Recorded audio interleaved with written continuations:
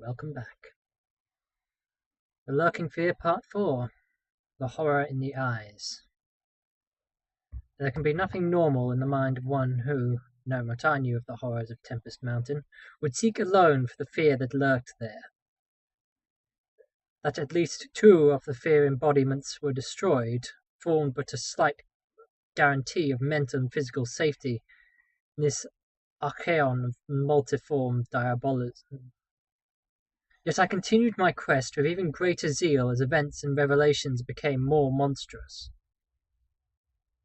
When, 2 days after my frightful crawl through the crypt of the eyes and claw, I learned that a thing had malignly hovered 20 miles away at the same instant the eyes were glaring at me, I experienced virtual convulsions of fright, but that fright was so mixed with wonder and alluring grotesqueness that it was almost a pleasant sensation.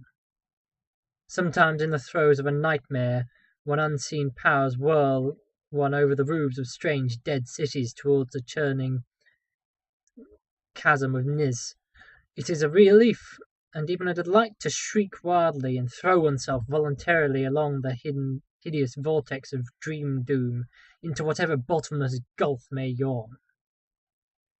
And so it was with the walking nightmare of Tempest Mountain.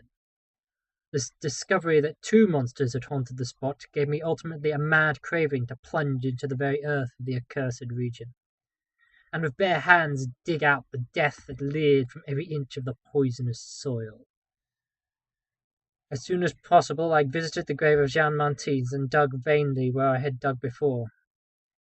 Some extensive cave-in had obliterated all trace of the underground passage, while the rain had washed so much earth back into the excavation that I could not tell how deeply I had dug the other day. I likewise made a difficult trip to the distant hamlet where the death creature had been burnt, and with little repaid for my troubles. In the ashes of the fateful cabin I found several bones, but apparently none of the monsters. The squatters said the thing had only one victim, but in this I judged them inaccurate, since besides the complete skull of a human being, there was another bony fragment, which seemed certainly to belong to a human skull at some time. Though the rapid drop of the monster had been seen, no one could say just what the creature was like. Those who had glimpsed it called it simply a devil. Examining the great tree where it had lurked, I could discern no distinctive marks. I tried to find some trail into the Black Forest, but on this occasion could not stand the sight of the morbidly large boles, or of those vast serpent-like roots that twisted so malevolently before they sank into the earth. My next step was to re-examine with microscopic care the deserted hamlet where death had come most abruptly to where Arthur Monroe had seen something he never lived to describe. Though my vain previous searches had been exceedingly minute, I now had new data to test, for my horrible grave crawl convinced me that at least one of the phases of the monstrosity had been an underground creature. This time, on the 14th of November, my quest concerned itself mostly with the slopes of Cone Mountain and Maple Hill, where they overlook the unfortunate hamlet. I gave particular attention to the loose earth of the landslide region on the latter eminence. The afternoon of my search brought nothing to light, and dusk came in as I stood on Maple Hill, looking down at the hamlet and across the valley to Tempest Mountain. There had been a gorgeous sunset, and now the moon came up, nearly full and shedding a silver flood over the plain, the distant mountainside, and the curious low mounds that rose here and there. It was a peaceful Arcadian scene, but knowing what it hid, I hated it. I hated the mocking moon, the hypocritical plain, the festering mountain, and those sinister mounds. Everything seemed to me tainted with a loathsome contagion, and inspired by noxious alliance with distorted, hidden powers. Presently, I gazed abstractedly at the moonlit panorama. My eye became attracted by something singular in the nature of the arrangement of certain topographical elements. Without having any exact knowledge of geology, I had from the first been interested in the odd mounds and hummocks of the region. I had noticed that they were pretty widely distributed about Tempest Mountain, though less numerous. Sorry.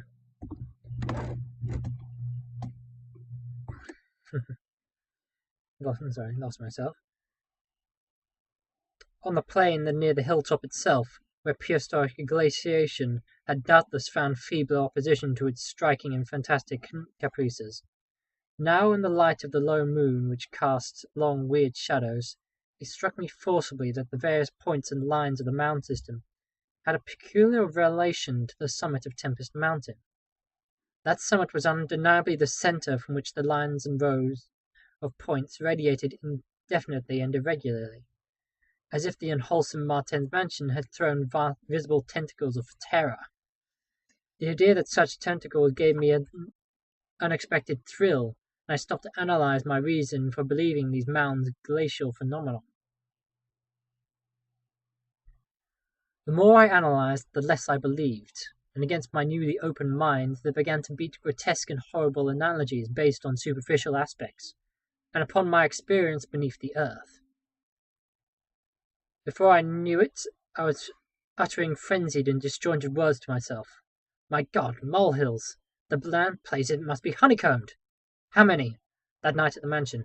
They took Bennett and Toby first, on each side of us.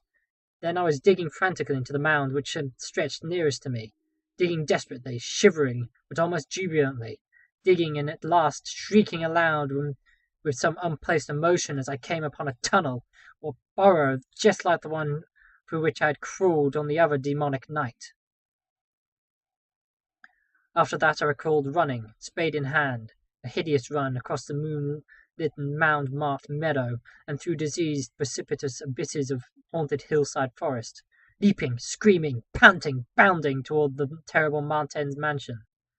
I recalled digging unreasonably in all parts of the briar-choked cellar, digging to find the core and centre of that malignant universe of mounds. And then I recall how I laughed when I stumbled on the passageway, the hole at the base of the old chimney, where the thick weeds grew and cast queer shadows in the light of the lone candle I had happened to have with me. What still remained down in that hell hive, lurking and waiting for the thunder to rouse it, I did not know. 2 had been killed, perhaps that had finished it, but still there remained that burning determination to reach the innermost secret of the fear, which I had once more come to deem definite, material, and organic. My indecisive speculation whether to explore the passage alone or immediately with my pocket light, or to try and assemble a band of squatters for the quest, was interrupted after a time by a sudden rush of wind from the outside, which blew out the candle and left me in stark blackness. The moon no longer shone through the chinks and apertures around me, and a sense of fateful alarm I heard the sinister, insignificant rumble of approaching thunder. A confusion of associated ideas possessed my brain, leading me to grope back toward the farthest corners of the cellar.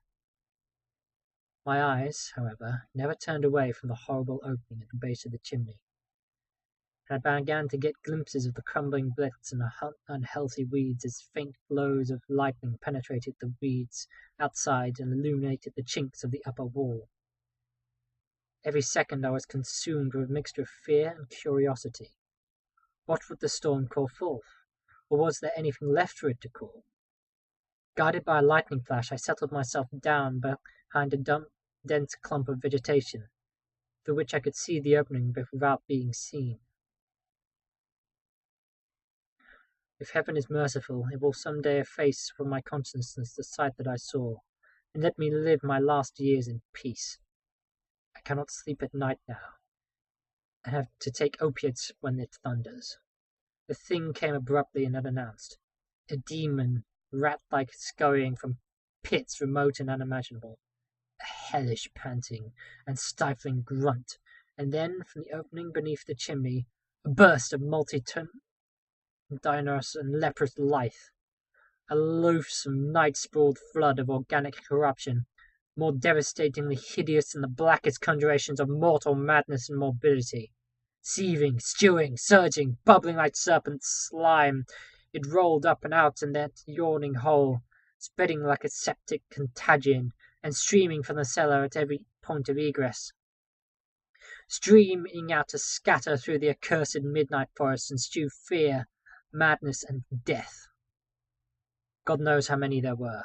There must have been thousands. To see the stream of them in that faint intermittent lightning was shocking. When they had thinned out enough to be glimpsed as separate organisms, I saw that they were dwarfed, deformed, hairy devils or apes, monstrous and diabolical caricatures of the monkey tribe. They were so hideously silent. There was hardly a squeal from one of the last stragglers turned from the skill of long practice to make a meal in accustomed fashion of a weaker companion.